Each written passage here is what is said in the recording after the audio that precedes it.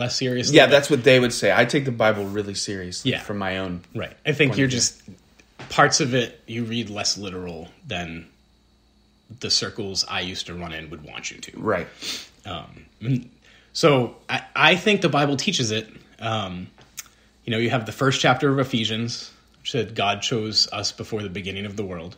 I think you have Romans 8 through 11, but definitely Romans 8, which pretty much, I think, I wrote down some verses, didn't write down others. But, it kind of teaches, like, God chose you. And also, that's where I think you get the pre-double destination, or not pre-double, just double destination. Because, right. Paul's answering this, like, well, did God create people to go to hell? And he's like, well, he's an artist, so he can do what he wants with his art, right? Like, if you paint a glorious painting, you're the one who gets to decide to burn it. Right. And I believe Paul uses vessels of clay or pottery, not painting, to prove his point. That's right. 2 Timothy 1:9, Paul's writing to Timothy saying, you were called before the ages began. Acts 13:48 says, as many who were appointed to eternal life believed after one of the servants. You can go to Proverbs 16, which we're going to get into Proverbs a little bit more. Me and Matt were talking beforehand about Proverbs, but it says, God made everything according to his purpose, even the wicked for the day of trouble. That's according to the ESV, I think also for the day of judgment. Jeremiah 1:5, which this is definitely God talking to Jeremiah, which maybe you could say is a very specific and shouldn't be interpreted as a universal, but God says, before I formed you in the womb, I knew you and consecrated you and appointed you to be a prophet. And then Revelation 13:8, which Revelation is kind of a, who knows what it's actually saying. Apocalyptic texts or apocryphal texts are kind of hard, but it says, everyone whose name was in the book of life that was written before the foundations of the world essentially didn't worship the beast. So this is, the end of time, rapture, depending on where you are theologically, that, Satan and Satan's essentially antichrist or have conquered the world and everyone's worshiping and we all have chips implanted in our brains and you can scan our foreheads to tell if we're with the devil or with Jesus. And Revelation's like, and those who were appointed didn't worship the beast. And they're either going to have a really hard time or they're going to float into heaven depending on who you believe. My take on that is it's about X-Men. About X-Men? Yeah. Like the 90s cartoon? Like the character the Beast. Yeah, I don't know if you're aware. I'm kind of a comic book nerd. I love all things Marvel. Not so much DC. I like a lot of Image comics too. But they're rebooting the 90s X-Men cartoon. Oh. Which was like such a highlight of my teenage weekends. Yeah. Like the songs playing in my head as we're talking and just the long story arcs. One of the things that I do on social media is make fun of comic book nerds. Yeah, we've gotten in a few arguments over how awesome Marvel is. Yeah, but nobody but Nate and this other dude cares. I don't get much play on that one, but I'm trying to make it a thing. Like the anti-comic book nerd guy. I love Batman though. See, I'm a Batman guy, but actually I'm not a Batman comics guy. I couldn't tell you anything. I read The Killing Joke one time in a Barnes & Noble. But I watched the animated series and all the movies, so I'm a big Batman movie film fan, but I know nothing about comic books. So when The Dark Knight came out, which is, I think, probably my favorite movie ever, I wrote an essay about how the Joker kind of represented neo-paganism a little bit. And Batman was kind of, Enlightenment philosophy. So he had like hard lines and he was rigid and he had certain rules and the Joker was kind of wishy-washy. From that, I wrote a book called The Après Post, which was about what happens after postmodernism dies, which I think it has. In it, I said you're going to see a lot of more... wow, that was terrible grammar. A lot more in-group fighting. So like I'm part of this group and you're part of that group and we can't dialogue. Mm-hmm. A lot more political strife, a lot more. Anyway, I think I predicted a lot of what's going on. I can give you the book. And if anyone wants it, I'll send you a PDF. But people told me it was very dry and boring, which, I mean, it was a political, social essay sort of in an academic way, and so it probably was. But I got a free copy. Did you actually get it? Yeah, haven't read it.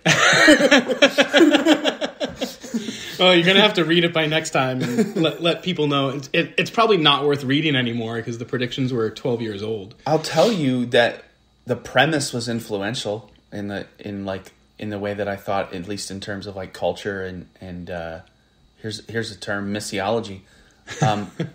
The idea that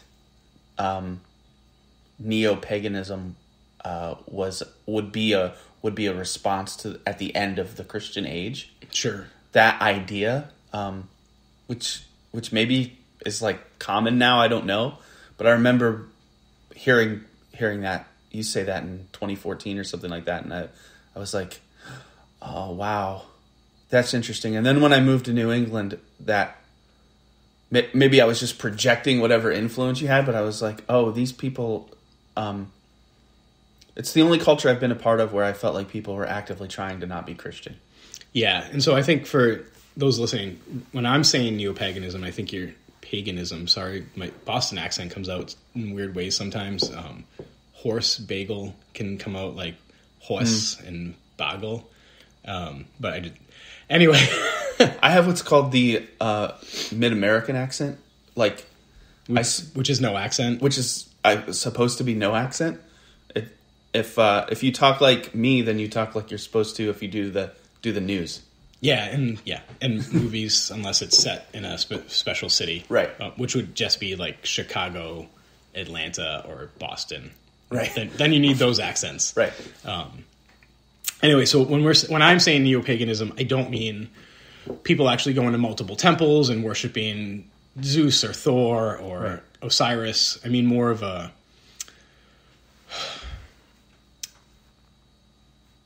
sort of oneness with nature, the idea that you can have multiple values that are supreme, that no one thing has to be the thing, where I think at least I think most Christians would say Jesus is the thing that you put all your stock in, right? That he's your salvation. He's where you derive your worth from, where you get, a lot of your happier emotions. Paraphrasing here and definitely overgeneralizing, but I think neo-paganism would be like, yeah, you don't need that. Like, you can find it within, or you can find it without. Like, go for a hike, take in nature, or meditate, do some yoga. Yeah, for me, the outward signs that a place is maybe neo-pagan is like multiple yoga studios, places where you could go read tarot cards or get your palms read. And the place where I live, Brattleboro, Vermont, it's like there's 2 places on Main Street where you can get crystals or rocks or get your palm read. There's like essential oils. Like every other storefront has a statue in it, like a Buddha in it, you know. And I remember in my church planting days before I moved up to New England, we would talk about idolatry in very non-literal, metaphorical terms, like you couldn't imagine actual idols. Right. To be like, is watching too much television an idol in your life, or is spending too much time on your phone an idol? Right. Meaning, is it more important than reading your Bible? Or right. And I remember going back to Pennsylvania, and I was like, I've seen idols. Yeah, I mean, you went to the Peace Pagoda where there's literal statues of Buddha and his 4 incarnations in gold, made of gold, taller than us. Right. People worship idols in America. Yeah. So maybe it's not this weird thing that happened 3,000 years ago. Yeah. I don't know where we were before that rabbit trail. I guess why I believe Reformed theology, but yeah, you could go back to that. All right, so I think those are the proof text verses. Mm-hmm. I think there are others. I think the other reason I was Reformed is there are certain stories I think in the Bible that you need to take literally to get to Jesus and make any sense of his teaching of I'm the way, the truth, and the life, and like how the death, burial, and resurrection of Jesus makes sense. I'm on the fence about Noah, although, and one of the Johns. Is it or maybe 1st or 2nd Peter? It's Peter. How Peter refers to Jesus as like the ark. That if you're in him, you're going to be saved from the flood, this time of fire instead of water. Peter refers to Noah in the first and second letter. Yeah. So I don't know which one you're... So, I think young earth creationists are like, Noah's real. Yeah. And literally happened. And you're like, well, how'd kangaroos get there? Yep. Get another episode entirely. And I think neither one of us are young creationists, so it doesn't necessarily matter. And I don't want to get into a debate with young creationists on the internet because there's plenty of people who are doing it and doing it better. They made rafts. Although young earth creationists made me lose my faith. That was the final straw. Thanks a lot, guys. Me and one of my friends, Passage, who we were college friends and we still get together. He's a behavioral psychologist, and he's like, your religion is fascinating to me because, like, I knew you before you were a Christian, and I watched you convert, and I don't know how you believe this stuff. Let's write a book because we both get along and we debate. And as part of that book, I was like, let's watch the Ken Ham, Bill Nye debate. And I said, like, I'm not a young earth creationist, but I think this could, like, maybe give us a jumping off point. And listening to Ken Ham, I was like, oh my God. Sorry to blaspheme. No. Oh my gosh. Like, this guy is twisting himself into logical, like, inconsistencies to make his worldview work instead of just taking the plain explanation of things. And I was like, I had been wrestling with so many other stuff. I was like, I just can't anymore. Yeah. I wish I could refer to that debate, but I didn't watch it. Yeah, I mean, it's on YouTube. Yeah. So you're, and it's not violating copyright because one of Ken Ham's thing is like, we're giving away our content to convert people to young earth creationism. Yeah, I actually met Ken Ham in person though. He was. Did you? Is he nice? He was a guest speaker at part of my seminary training. So I'm familiar with Ken Ham, but is he nice? Yeah. Okay, I just because he comes across as arrogant in debates, but I think everyone comes across as arrogant in debates. On both sides, it's a debate, right? So you're going up there being like, "I'm right, you're wrong." I mean, I even when I was a professing evangelical Calvinistic, take the Bible literally, kind of Christian, I always felt, and especially when people would start arguing about creationism, young earth creationism, I always felt like it was so forced that their view of things wasn't coming organically from the text, organically from the kind of text that it is, but rather this felt need for the Bible to work a certain way, that is literally and logically and rationally, was being forced all over the place, which only served to manifest that the Bible actually doesn't think that way at all. Like, isn't presenting a rational argument. Sure. Yeah. I guess I can see what you're saying. Clearly, because I was more reformed, I would disagree. Yeah. And we can get a little bit more into yours, but just to sort of finish, I think there are stories in the Bible that need to be taken literally for Jesus to make sense, right? So we could debate Noah. I think probably you need Adam and Eve because you don't have original sin without it, though I know Christians who would say, well, no.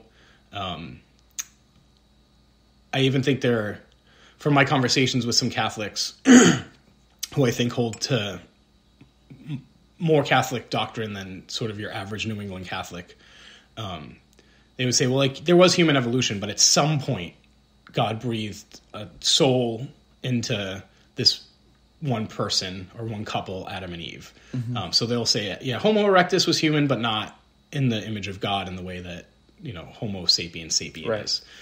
I think you need Adam and Eve, you need the Exodus, right? You can't, I don't think you can have Jesus without the Exodus. Number one, Passover, right? The sacrificial lamb, blood over your doorstep, saving you from death. You mean you need it historically? I think so. Okay. I'll let you finish instead of interjecting. Yeah, no, that's fine. I think you need a historical David, right? Uh-huh. Because God tells him his kingdom will never end. And then the both the Gospel of Matthew and Luke are pretty intent on getting